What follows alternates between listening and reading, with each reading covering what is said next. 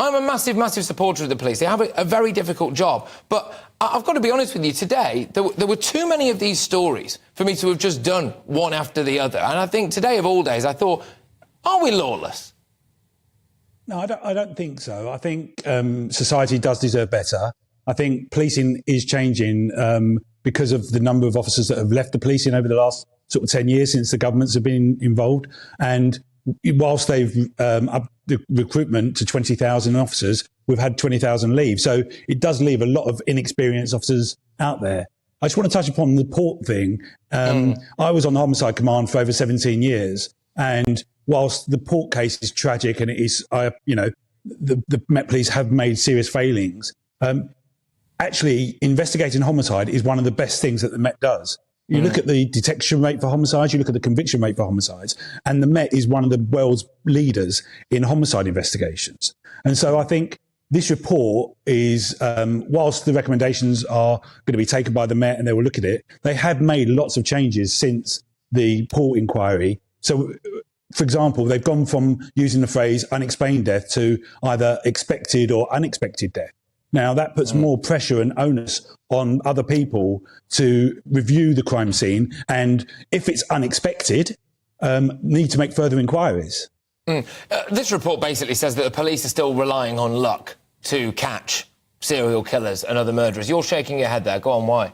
Yeah, I completely disagree. Like I say, the Met Police Homicide Command is one of the world's best homicide commands anywhere in the world. The officers are dedicated. They use all the tactics and all the tools that they need to investigate murders, which is why they are so successful. I think there is more that needs to be done with training, in basic training for new officers that are joining the police. And certainly when they're attending any scene of an incident, they should be calling for supervisory support. They then should be calling the homicide command, who are more than willing to attend to any incident, which they do regularly. There's so many incidents that the homicide command attend which are never reported to the media.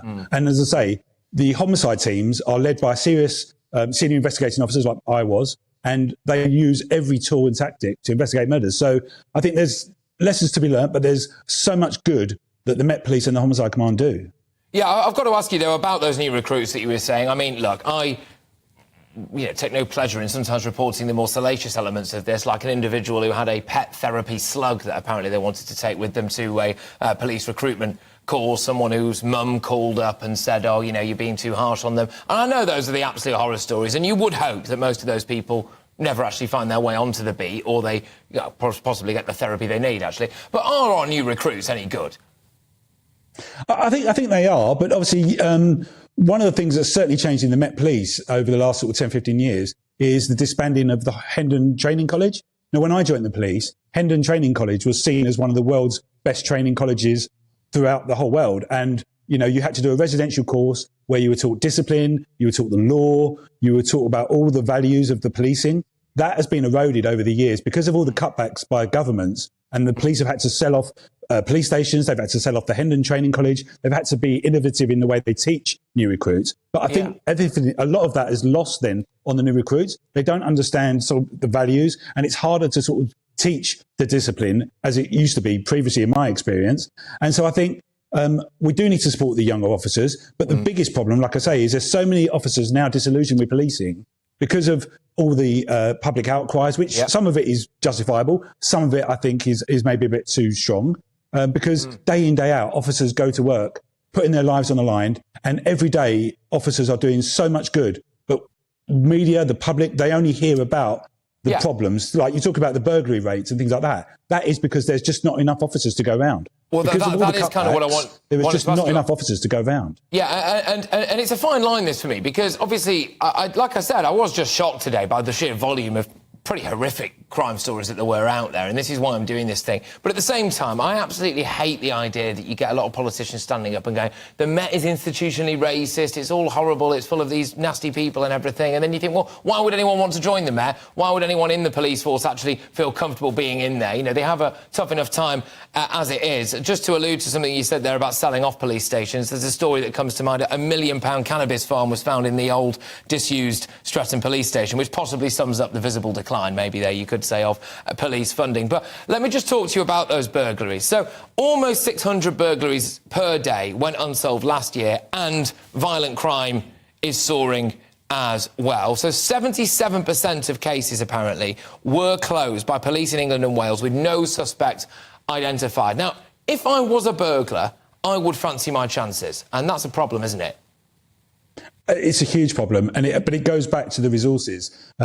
Because obviously, the country has grown in terms of, the population, and policing numbers have shrunk. So whilst the government said they were going to recruit 20,000 new officers, the fact is they've lost a lot of experienced officers. So they've literally counted out to each other. And like I said earlier, there's not enough officers to go around, to work with the local communities. We want to provide that support. We want to solve all the crimes. But there is just not enough police officers. There's not enough police stations. The areas have all been merged together into BCUs, command units. And so there is just not enough officers to go around. So it is tragic that society, and if you're a victim of crime in this current day and age, that you are going to likely get a poor service unless it's something serious. But that's just the reality. And it really, just as I say, keeps coming back to the government cutbacks. And, I don't want to get too political, but with all the government cutbacks, you look at the salary that they pay police officers. If they increase the salary, that would attract more officers. They're doing a lot of work to recruit from universities, and that is a really good place to recruit. But that's not the answer. You used to be able to join the police with common sense, and that has kind of been lost, I think, over the years. I completely get that. Absolutely. And all this talk of strike Armageddon and all of this stuff, I think one group of people who I would be squarely behind getting a whopping great big pay rise would be our police force. But can I just ask you, I'm going to talk to a psychologist a bit later on, a criminal psychologist. And do you think as though part of the problem is actually the upbringing of some kids that are taking place right now? People walking around with knives, glamorising some kind of gangster lifestyle, stabbing each other to death over 10 pounds of weed or something like that. I mean, actually, if we're being honest, is the upbringing of kids getting worse, and is that having an impact on crime stats? I mean, I think it's a very complex question. I think, certainly in my experience, it is tragic that young people nowadays feel that they have to carry knives to protect themselves. And certainly from my experience working on homicides and the murders that I dealt with, people would say that they carried a knife themselves because if they didn't carry a knife, the next person would carry a knife, and they felt they had to protect themselves. I do think it is a generational problem. I think for the next 5, 10, 15 years, I think it will probably get worse before it gets better.